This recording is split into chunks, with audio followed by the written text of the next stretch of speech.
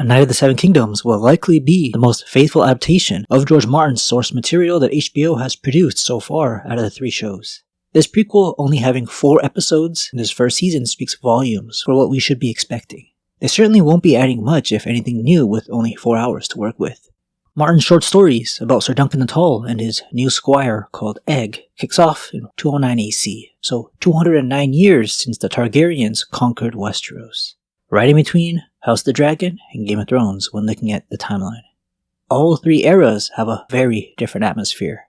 In the Knight of the Seven Kingdoms setting, things are calm, almost peaceful. The conflicts that go down in the short stories are meant to world build, not showcase fantastical creatures killing each other. The events that we see go down in House of the Dragon heavily affected this era. The Targaryens' grip on power is slowly loosening. If there were 6 or 7 episodes per season, then maybe they could dedicate a good chunk of screen time for flashbacks. But that's just not going to happen. This video is the perfect place to talk about what happened to the royal family just a decade prior to the year 209.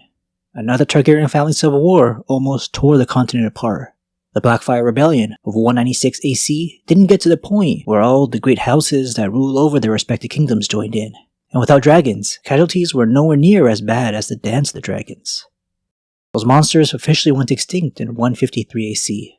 The last unnamed dragon was born with some physical disabilities, small and stunted with flightless wings.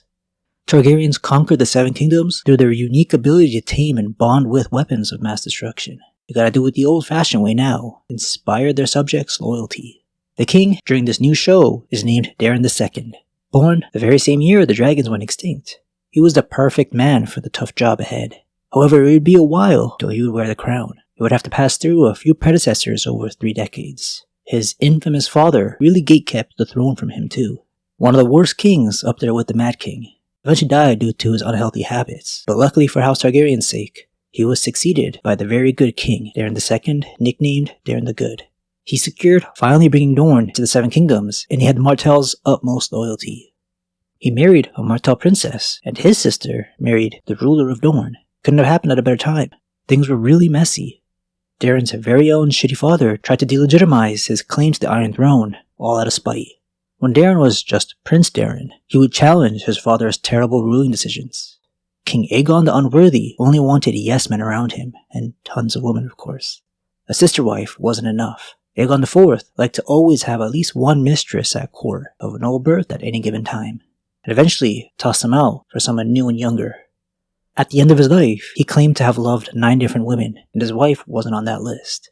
In 172 AC, it was a thick lady from House Bracken, their lord's daughter named Barba. He was so infatuated with her that the king had some hills under the Bracken's domain renamed to Barba's Teats in her honor. This year brought in the bastard, Aegon Rivers, to Aegon and Barba. The child didn't have very many Targaryen traits.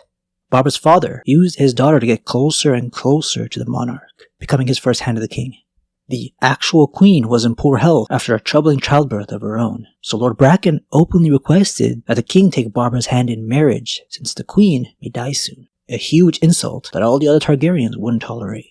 Aegon the Unworthy couldn't care less about his sister wife or her well-being, but this blatant overreaching by the hand of the king had to be dealt with. The Brackens were all removed from court for this insult to the queen. Hand, mistress, and bastard sent back to the Riverlands. And because Aegon was a shit disturber, the next mistress, Melissa, was a lady of House Blackwood, Bracken's neighbor and historic rival. Melissa was thin and flatter than the previous mistress, something the Brackens mocked. So Aegon renamed the hills once again to Missy's Teats, and went as far as to give the land to the Blackwoods. Melissa, out of the many mistresses at court during his reign, was the most loved. They had 3 children together, and in 175 AC, their youngest, Brendan Rivers, would be born, aka Bloodraven, who we know as the Red Raven. A wild start to a scandalous reign, I know. While Aegon Rivers has 0 memories of life at the Red Keep, Brendan Rivers got to grow up and reach adulthood amongst Targaryens and nobles, building friendships and alliances, predominantly with his much older half-brother, Daeron. This reignites the bloody Bracken-Blackwood feud that's been going on for thousands of years. In 182 AC, one of the king's first known bastards he had, this time with a Targaryen cousin, took part in a tourney for squires when he was 12. The little bastard Daemon won. The king foolishly made a big deal out of it, deciding to knight his bastard himself, and for all eyes to see, gave him the sword passed down to each Targaryen king of the 7 kingdoms. the Valyrian steel sword Blackfyre, essentially hinting that this preteen is preferred heir over 30-year-old Prince Daeron. Daemon was strong, something Daeron lacked. The prince was more brains. But still, the relationship between half-brothers wasn't so bad. 184 AC saw one of the worst political moments in Targaryen history. The nobles at court have been taking sides on who might sit on the Iron Throne next. On his deathbed, Aegon the Unworthy legitimized every bastard he had, so the bastards he had with noblewomen were kind of royalty and referred to as great bastards. With the rumors of Prince Daeron possibly being a bastard as well, some looked at Daemon as the heir to the Iron Throne. Aegon the Unworthy insinuated that his sister wife cheated on him while having Daeron. Never openly saying it, but wanted that rumor spread. No proof or anything, he just didn't like them. 14-year-old Daemon didn't make a claim for himself, he wasn't interested. Daeron succeeded his father peacefully, and even granted Daemon some lands nearby and the rights to raise a castle for his own family, founding House Blackfyre, a branch of the Targaryens, all in 184 AC, crazy year in the lore. Aegor Rivers, aka Bittersteel, was very resilient however. From this point on, he would be in his half-brother Daemon's ear, hoping one day his convincing would lead to a rebellion and a chance to go to war with the family that shunned him. The realm felt like it was at peace. And in 187, the Targaryens' original vision came to be, with Dorne officially being a part of the Seven Kingdoms. Every kingdom now united. Daeron had been married to his Martell wife for a while now, so things were peaceful with Dorne, but the unification was never finalized. The Martells were also promised a Targaryen princess for their ruler to make this alliance official. In 187, they got it. King Daeron's little sister, the Princess Daenerys, married Meryn Martell, and he bent the knee and swore his allegiance to the crown.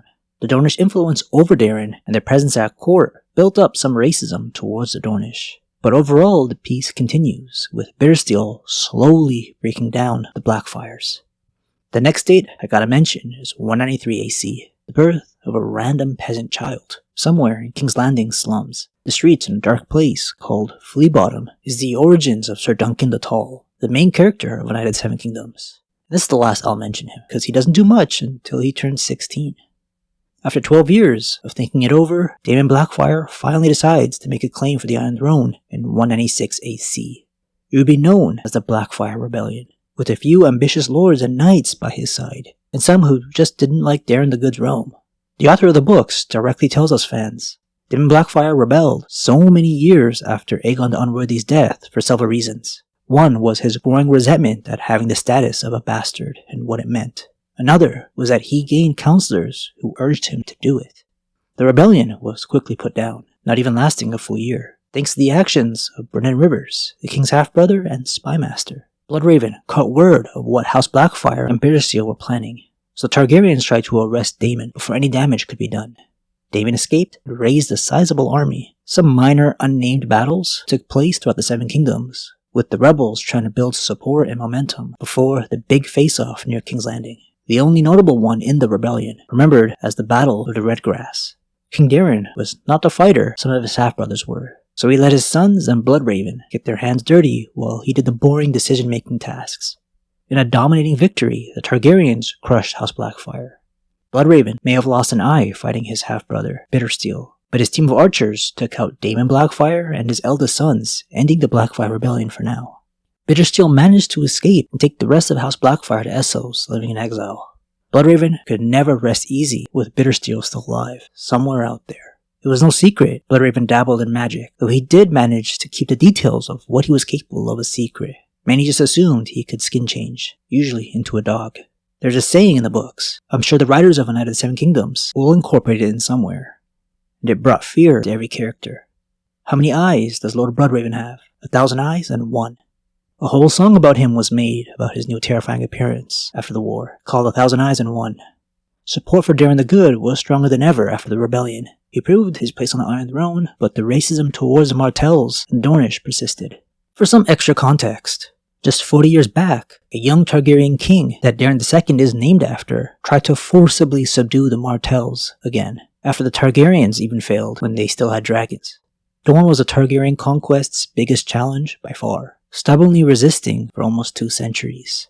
Tens of thousands of fighters lost on both sides, with some still alive to remember the hatred the opposing sides had for each other. The looming threat of the Blackfire pretenders returning to Westeros to make another claim for the Iron Throne was a good distraction from the hate towards the Dornish, I guess. House Targaryen was flourishing, but every time this happens, it opens up a new problem. All these new blonde-headed babies popping up in the family only added the risk of one younger son or a bastard rebelling to try and usurp the throne, just like Aegon II in House of the Dragon and Daemon Blackfire in this era. King Daeron had 4 sons to secure the line of succession and a bunch of grandchildren. 198 AC saw the birth of Prince Aemon Targaryen. He was so removed from inheriting the crown that King Daeron made preparations for the book-loving grandson to be sent to the Citadel in the Reach in order to study to become a maester one day, forfeiting him from all lands and titles like a Kingsguard member or a brother of the Night's Watch, with no glory to be had, something Aemon's father wasn't very happy with. The second main character of this new show was born, Egg, the squire for Sir Duncan the Tall. Both lived in King's Landing, but never met in this overpopulated city. 1 year before the start of A Night of the Seven Kingdoms kicks off, Aemon was sent on his way to live the rest of his life away from his family. After years of forging a maester's chain, which is just a symbolic way of showing your mastery of different subjects, like medicine or math, he would be sent to serve a castle's lord, so still isolated. 209 AC is the starting point for this prequel, 80 years after the Targaryen Civil War in House of the Dragon, and 90 years before the start of Game of Thrones. Each of the 3 eras showing a very different side to House Targaryen, Night of the Seven Kingdoms being the most chill of the 3, and the least fantastical. Remember, no dragons or any magical creatures, but there's still a lot of fun in these years this prequel will be covering. Thanks for watching, guys. Hope this visual timeline is helpful. See y'all next week.